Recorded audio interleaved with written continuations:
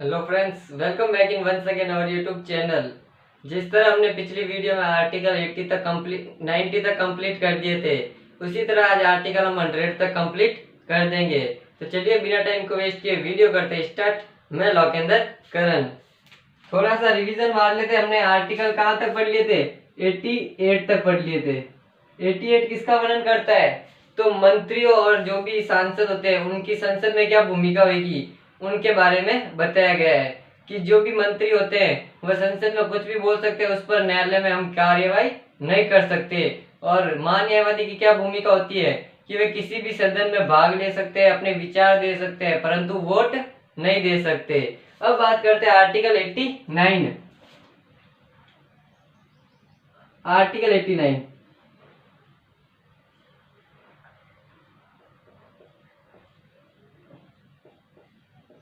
अनुच्छेद 89।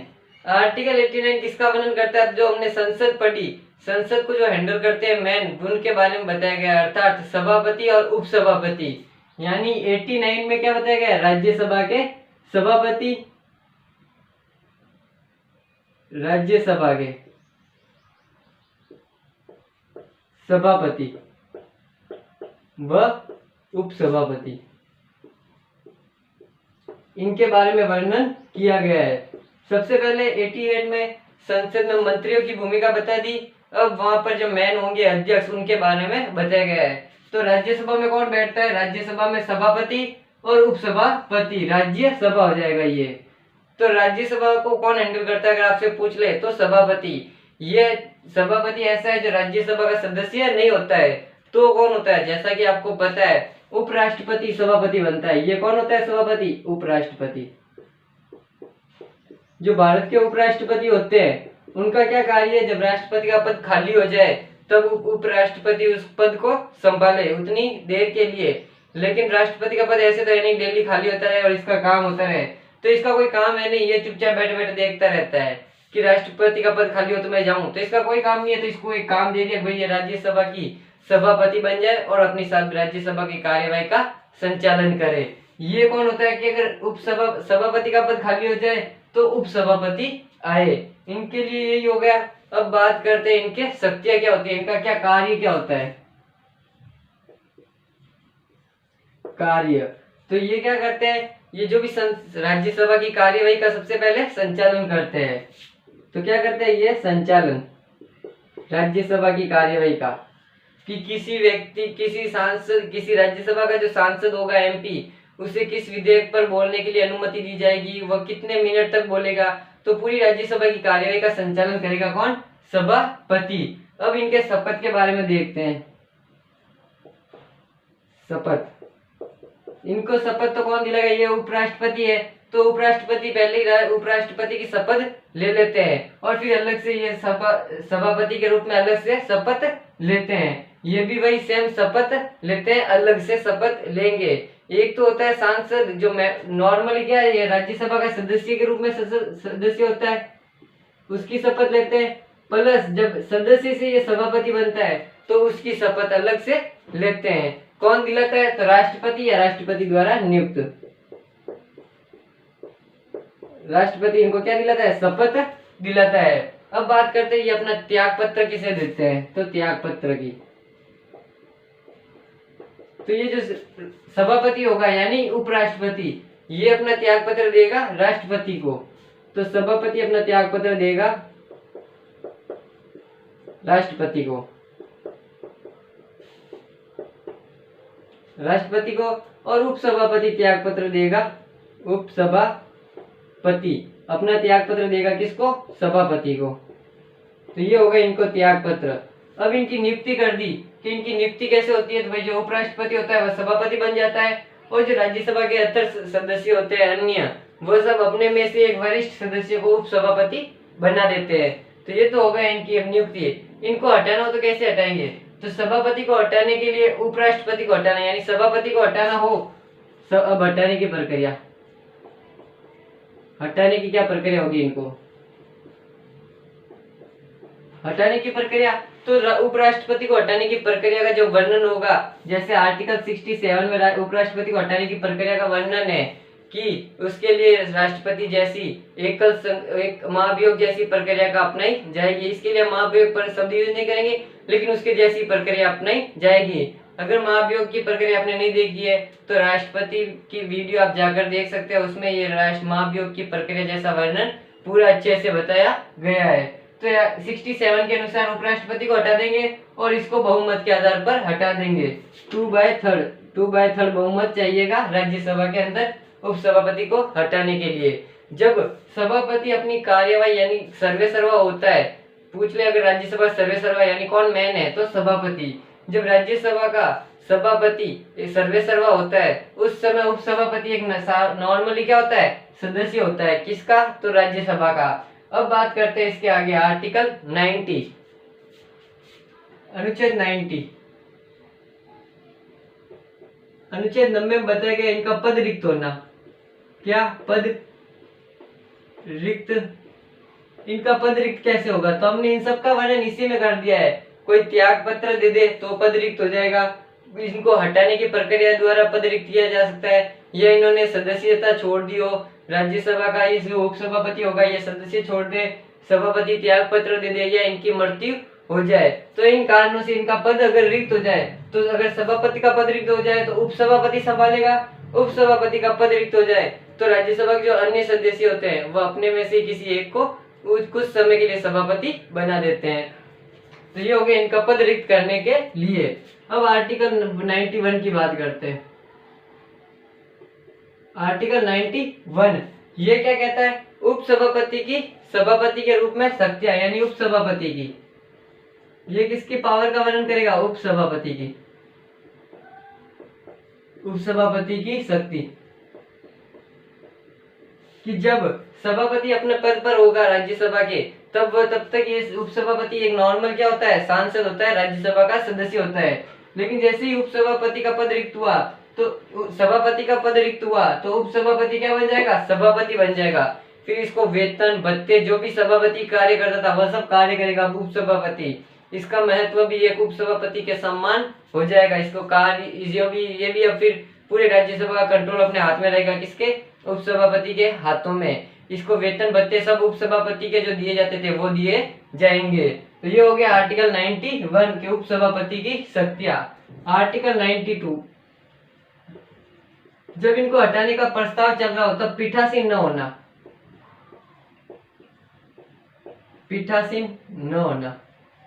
पीठासीन का अर्थ क्या होता है, यानी सर्वे सर्वा। जब इनको हटाने का प्रस्ताव चल रहा हो तो मैंने आपको क्या बताया, इनका क्या कार्य होता है कि ये पूरे कार्य जो राज्यसभा की कार्यवाही उनका संचालन करते हैं कि कौन सा विधेयक चलेगा, किस विधेयक पर बात होगी। लेकिन जब हमारे संविधान में एक बात ये सोचिए आप, अगर इनको ये सर्वे सर्वा है सभापति और सभापति को हटाने के कार्य उसके सामने चल रहा है तो वो चलने ही नहीं देगा, वो आता कहेगा इधर ये विधेयक पर इस पर कोई बहस नहीं होगी, ये चलेगा ही नहीं, तो अपने ही खिलाफ ये विधेयक थोड़ी चलने देगा राज्यसभा में। तो हमारे संविधान वालों ने आर्टिकल बनाया 92 के पीठासीन न होना। जब कोई भी हो, अगर सभापति उस समय बना हुआ होता है पद पर, जब उसके खिलाफ अगर प्रस्ताव लाया जाता है उसके हटाने का, तो वो हटाने का प्रस्ताव मैंने आपको बता दिया, अगर उसके खिलाफ हटाने का प्रस्ताव लाया जाता है तो उस समय ये सभापति के रूप में नहीं होगा, उस समय ये हट जाएगा, एक नॉर्मली संसद में भाग ले सकता है, नॉर्मल एक सदस्य के रूप में हो जाएगा।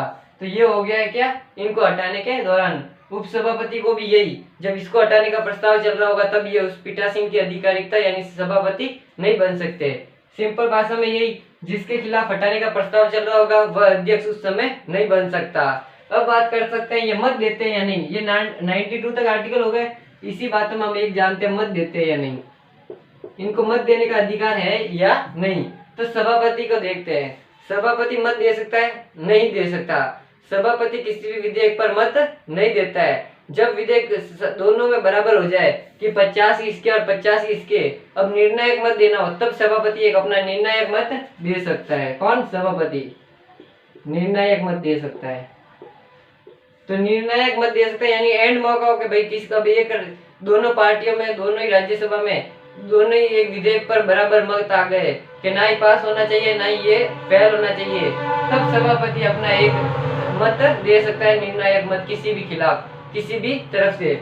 और जब उप सभापति होगा तो उसका भी यही, जब सभापति के रूप में होगा उपसभापति जब सभापति के रूप में होगा तब वह क्या दे सकता है, निर्णायक मत नहीं दे सकता है। जब सभापति कार्यवाही का संचालन कर रहा होगा तब उपसभापति एक सदस्य होता है, तब ये उस समय अपना मत देता रहता है। उपसभापति हर विधेयक पर अपना मत देता रहता है। तो ये हो गए 4 आर्टिकल सभापतियों के बारे में, राज्यसभा के अध्यक्ष। अब इसी प्रकार 4 अनुच्छेद है लोकसभा के अध्यक्ष के बारे में। अब वो देखते हैं हम यहीं पर ही। सबसे पहले चलिए पूरा रफ कर देते हैं।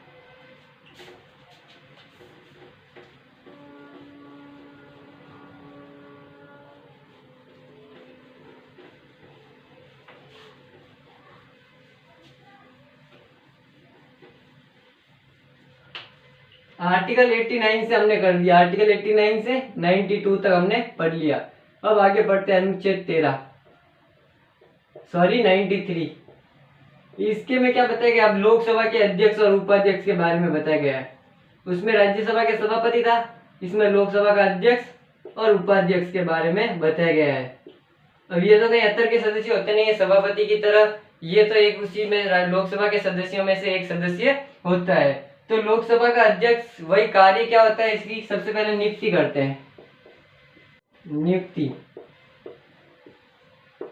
इसकी नियुक्ति क्या करते हैं कि लोकसभा के जो भी अध्यक्ष होते हैं वह सभी मिलकर अपने में से एक अध्यक्ष और एक उपाध्यक्ष का पद चुनते हैं ताकि वो उनके कार्यवाही का संचालन कर सकते हैं।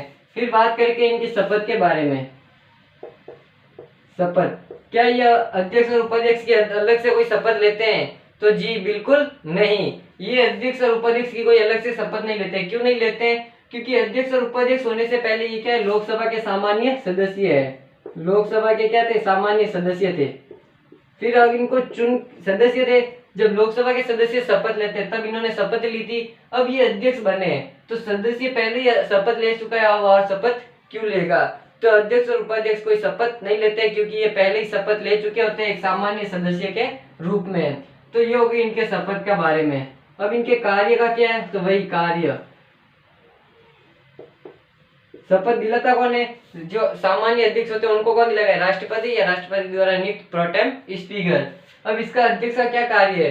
कार्यवाही का संचालन करना, जो भी लोकसभा में कार्य चल रहा है। वर्तमान में लोकसभा के अध्यक्ष कौन है? राजस्थान के ओम बिरला जी।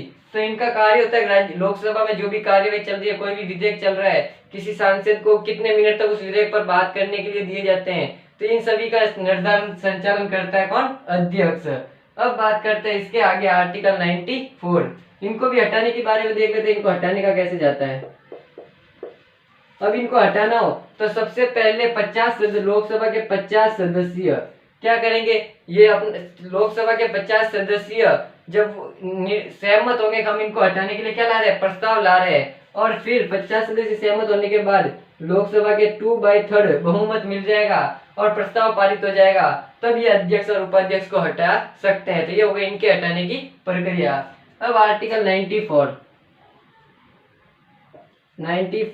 94 वही उनके सभापति और उपसभापति का वर्णन था आर्टिकल 89 में। अब इन दोनों को कंपेयर करके चलना है, आपको क्लियर हो जाएगा। इसमें सभापति उपसभापति का वर्णन था, फिर सभापति उपसभापति का पद रिक्त हो जाना कैसे होता है।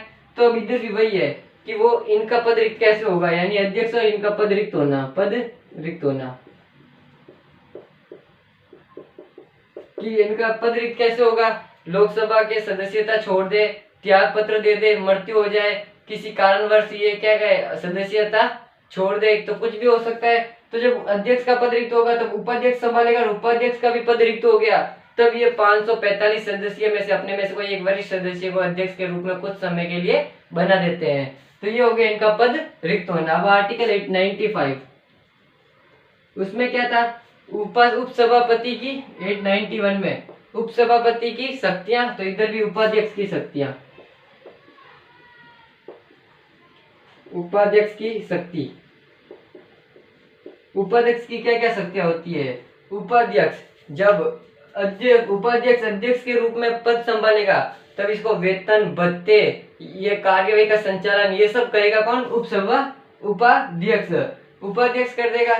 तो ये हो गया इसके उपाध्यक्ष की शक्तियां कि इसको जो भी वेतन, भत्ते जो भी मिलेगा सब कुछ एक अध्यक्ष के तौर पर मिलेगा। अब बात करते हैं 96। उसमें क्या था, 92 में पीठासीन न होना, इधर भी पीठासीन न होना। तो 4 और 4 आर्टिकल आपके आसानी से कंप्लीट हो जाएंगे। 8 आर्टिकल पीठासीन न होना। जब इनको हटाने का प्रस्ताव चल रहा होगा तब ये क्या है, पीठासीन नहीं हो सकते। पीठासीन यानी अध्यक्ष पद पर नहीं बने रहेंगे। मत की बात करें तो इनका भी मत वही है सेम। क्या ये मत दे सकते हैं? तो अध्यक्ष और उपाध्यक्ष अपने पद पर रहते हुए निर्णायक मत दे सकते हैं। ऐसे साधारण हर विधेयक पर अपना मत नहीं दे सकते, तो निर्णायक मत दे सकते हैं। कौन? अध्यक्ष। अध्यक्ष जब पद पर होता है तब वह निर्णायक मत दे सकता है। तब उपाध्यक्ष क्या होता है? एक नॉर्मल सदस्य के रूप में सामने बैठा होता है। जब अध्यक्ष नहीं होता तब उपाध्यक्ष आता है। उपाध्यक्ष का कार्य फिर क्या है? यही निर्णायक मत दे सकता है। दोनों में मत बराबर हो जाए, हाँ ना में, तब अपना निर्णायक मत दे सकता है किसी भी तरफ। लेकिन ऐसे सामान्य मत ये नहीं दे सकते। अब बात करते हैं आर्टिकल 97, अनुच्छेद 97। इनके वेतन, सभापति और उपसभापति, अध्यक्ष और उपाध्यक्ष का वेतन, तो इनके वेतन समय समय पर निर्धारित किए जाते हैं। किसके द्वारा? संसद के द्वारा। तो संसद इनके जितने भी के इनको इतना वेतन देना है, इतने वेतन भत्ते देने, इतनी गाड़ियां देनी है, इतना ये वो, तो इन सब का निर्धारण कौन करता है? संसद। कहाँ से दिए जाते हैं? तो भारत की संचित निधि से इनको वेतन भत्ते दिए जाते हैं। फिर 98, आर्टिकल 98 सचिवालय का वर्णन किया गया है। आपने सुना होगा लोकसभा का सचिवालय और राज्यसभा का सचिवालय, वे इसी के अंतर्गत आते हैं। कहा गया लोकसभा का एक सचिवालय होगा और एक राज्यसभा का सचिवालय होगा, जिसके अध्यक्षों की नियुक्ति कौन करेगा? तो लोकसभा का अध्यक्ष। अब बात करते हैं 99, शपथ। तो शपथ के बारे में मैंने आपको पहले ही बता दिया कि इनको कौन शपथ दिलाएगा। अध्यक्ष कौन, उपाध्यक्ष को कौन दिलाता है? राष्ट्रपति या राष्ट्रपति द्वारा नियुक्त। सभापति कौन होता है? तो उपराष्ट्रपति। उपराष्ट्रपति को शपथ कौन दिलाता है? राष्ट्रपति। और सभापति को उपसभापति को शपथ कौन दिलाएगा? सभापति शपथ दिलाएंगे। तो ये हो गए इनके शपथ। देखिए पहले इनको पैसे चाहिए, इनको पैसे से मतलब है। शपथ हम बाद में लेते रहेंगे, शपथ बाद में लेंगे। और बीच में डाल दीजिए एक सचिवालय, तो ये 3 आर्टिकल यहाँ से हो जाएंगे। अब आर्टिकल रहा है 100। हम बात पे कहते हैं ना, शादी में कम से कम 100 लोगों को तो बुलानी चाहिए। इस कार्य में कम से कम इतने व्यक्ति तो आने चाहिए, 100 व्यक्ति हैं। तो 100 अनुच्छेद 100 भी इसी का वर्णन करता है। कम से कम सदस्य, यानी कम से कम सदस्य में इधर शब्द यूज किया गया है घनपूर्ति, या क्वारम। इसका अर्थ क्या होता है?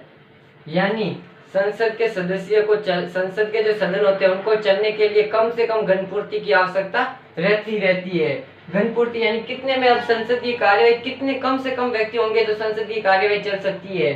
तो क्या क्या होते हैं? 2 सदन होते हैं, या तो राज्यसभा होगा या लोकसभा।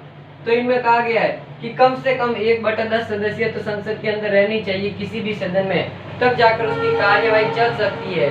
तो लोकसभा में कितने, राज्यसभा में कितने? 250 अधिकतम सदस्य। वर्तमान में 245, लेकिन अधिकतम कितने हैं? 250। 250 का हम 10% निकाले 1/10, तो कितने आ जाएंगे? 25। यानी अगर 24 सदस्य हुए तो राज्यसभा का जो सभापति होता है वह कार्यवाही को स्थगन कर देगा। क्यों? क्योंकि ये घनपूर्ति नहीं हो रही है, यानी कम से कम सदस्य नहीं आ रहे, तो उसकी कार्यवाही को रोक देगा। उस दिन अगले दिन आएगा, अगले दिन भी अगर 25 व्यक्ति आ गए तो कार्यवाही को आगे बढ़ाएगा, वरना कार्यवाही को वहीं समाप्त कर देगा। उसी प्रकार राज्यसभा में कितने होते हैं? ज्यादा से ज्यादा 550, यानी 10% निकाले तो 55 सदस्य चाहिए। 55 से ज्यादा आएंगे सारे कोई प्रॉब्लम नहीं, कार्यवाही चल सकती है। लेकिन अगर इनसे कम हुए, 55 से भी कम, घनपूर्ति इसी को कहा जाता है 1/10 सदस्य सदन में, उनका आना अनिवार्य नहीं। अगर नहीं आते हैं तो राज्यसभा का, लोकसभा का भी अध्यक्ष इसी प्रकार उसकी कार्यवाही को स्थगन कर देगा और अगले दिन बुलाएगा। तो ये हो गए आर्टिकल हमारे 100 तक हमने कंप्लीट कर दिए हैं, 1 से 100 तक। इसके आगे के अनुच्छेद हम करेंगे अगली वीडियो में।